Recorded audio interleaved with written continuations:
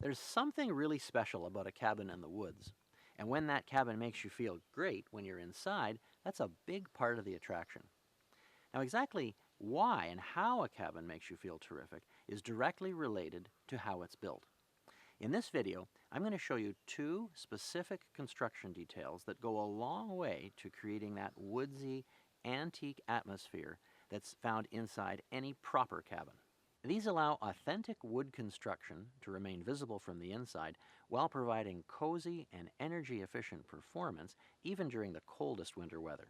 One of the main things that makes old-time cabins feel so nice is exposed rafters and roof boards that you can see from the inside. Now, this is a feature that's almost never seen in modern construction because all of that wood is hidden with insulation, vapor barriers, and the roof itself is constructed with trusses. Now, as sensible and practical as this might be in the city, it just doesn't sit right with me for lakeside cabins, small forest homes, or sleeping bunkies. To do these buildings justice, we need a completely different approach.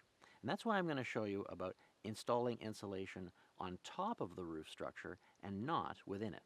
Extruded polystyrene foam is ideal for this application, and the approach that I'm going to show you here uses a particular version of this product in a particular way. Now, details matter, so that's why I'm going to be careful to go into all the particulars so you can be sure that you get it done right. This roof is framed with 2x6 rafters with the edges chamfered using a 45-degree bit in a handheld router, just to make it look that much nicer. The roof structure itself is sheathed with solid boards because I feel that plywood or wafer board or any sheet material that's typically used to sheathe a roof just looks terrible when you can see it from the inside. Now, the whole roof is covered with ice and water shield that's held down with cap staples, and there are two reasons why. First, adding a membrane like this creates a temporary roof quite quickly, so your cabin is a dry place to get in out of the weather and to store your tools. Now, although this is a big advantage, it's not the main reason for adding ice and water shield right on top of the roof boards. What I like about it is that it creates a vapor barrier that prevents the warm, moist indoor air from making its way up into the insulation layer during winter. Now, if this happens, you're going to get frost and condensation and moisture buildup, and that's definitely not what you want in your roof structure. Now, extruded polystyrene foam does act as its own vapor barrier, but I was concerned about cracks and any gaps that might be present. So just to be sure, the vapor barrier in the form of the ice and water shield is a second layer of insurance to make sure that everything stays as it should. The best insulation product that I know of for insulating roofs from the top is actually made for insulating basement walls. It's called BARRICADE wall panel, and it's made with 2 inches of extruded polystyrene foam, factory bonded to 7/16" wafer board on top. Now, these panels come in either 2-foot wide and 8-foot long versions or 2-foot wide, 4-foot long versions. Either way, the edges are milled with small interlocking tongue and groove details, and when I put them on the roof, I also seal the edges with spray foam as they go down.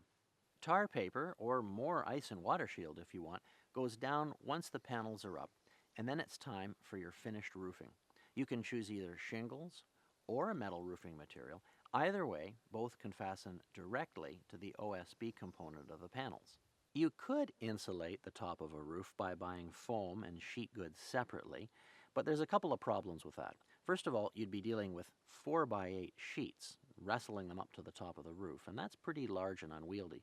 The BARRICADE panels are smaller and easier to handle, and they don't cost significantly more than buying foam and sheet goods separately. Unbonded sheathing also creates the risk of possibly creeping down in relation to the foam over time. The bonded OSB layer of the BARRICADE wall panels eliminates this risk altogether. Before the installation of the panels on the roof, the edges have to be sawn to match the angle of the roof. These are the edges that are along the eaves only. In the case of this cabin, that's 45 degrees. The panels themselves get anchored with screws driven down through them into the underlying rafters. Later, fascia is applied to cover the edge of the foam before shingling the whole roof. BARRICADE wall panels have an R value of 12, and although that doesn't seem high enough for use in a roof, it actually works out quite well. As with all foam insulation products, you're going to get roughly twice the energy performance that you would from an equivalent R value of batt-based insulation. Small dwellings, not meant for full-time living, don't typically have to meet the same building code requirements for insulation as full-time, full-size residences would. But rest assured, with this kind of foam on the top of your roof, your cabin's going to be easy to heat in all weather, no matter how cold it gets. This same kind of insulation is ideal for insulating floors from the top. And to understand why, you need to realize the special challenges involved in insulating a floor. Cabins typically don't have basements, and that means that floors will be unbearably cold in winter unless you do something about it.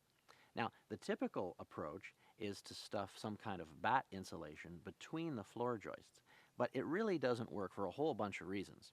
First of all, the foot traffic on the floor tends to jiggle the insulation out so it falls down, and even if you do hold it on with chicken wire or some other thing, the batt insulation attracts moisture and is a perfect home for mice. The BARRICADE wall panels that work so well on top of the roof are also perfect for insulating a floor. In this particular situation, they're going on top of a plywood subfloor.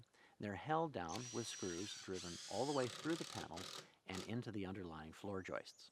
Here you can see how the wall framing and the door threshold are built in such a way as to allow the 2.5 inches of extra height required to accommodate the thickness of the BARRICADE wall panels.